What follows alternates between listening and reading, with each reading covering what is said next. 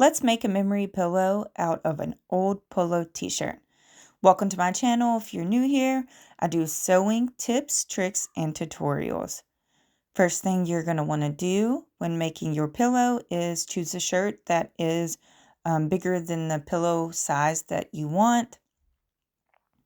You'll need some iron-on fusible stabilizer. I'm using this Pellon kind. It's craft fuse. You're going to want to cut 2 large pieces that is bigger than the pillow form you're wanting to use. If you look, one side is shiny. That's the glue side that you'll want to put down on the shirt. You'll also need a pair of scissors to do your cutting, some pins to hold everything in place, and I like to make my pillows using a zipper. This is a 14-inch zipper that I'm using. This will make it easier to put your pillow form in and out. And a rotary cutter is optional because you could also use your scissors. I like to use my ruler to make it easier to cut my fabric, as well as I'm using a 12 by 12 inch pillow form. First step in making the pillow is cutting up the sides of your shirt. When doing this, this will allow you to lay your shirt flat, making it easier to iron on your stabilizer. So I'm going to lay my shirt down flat, face down, so I am working with the inside of the shirt. I want to button up this button here because I want it to be in my pillow, add in a little detail. Make sure that whatever you're wanting your pillow face to be, that you have smooth and flat.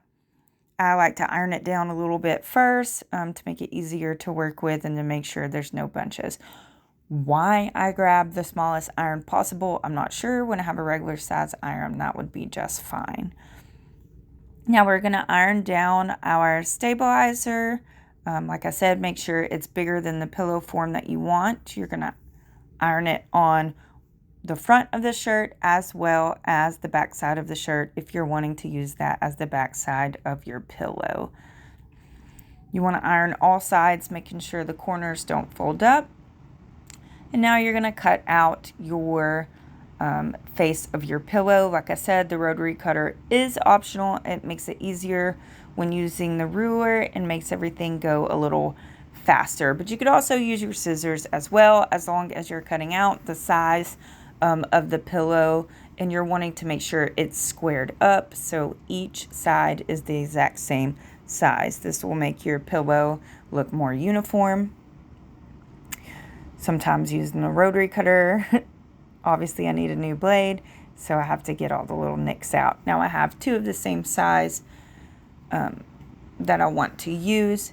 I am ironing on a patch that I made with my embroidery machine. I think this adds really cute detail to it. I'm ironing it on the front. So we're going to put our zipper teeth side down and put our zipper foot on, put it on the bottom of our front side. So using the zipper foot, it allows you to get a lot closer to your teeth.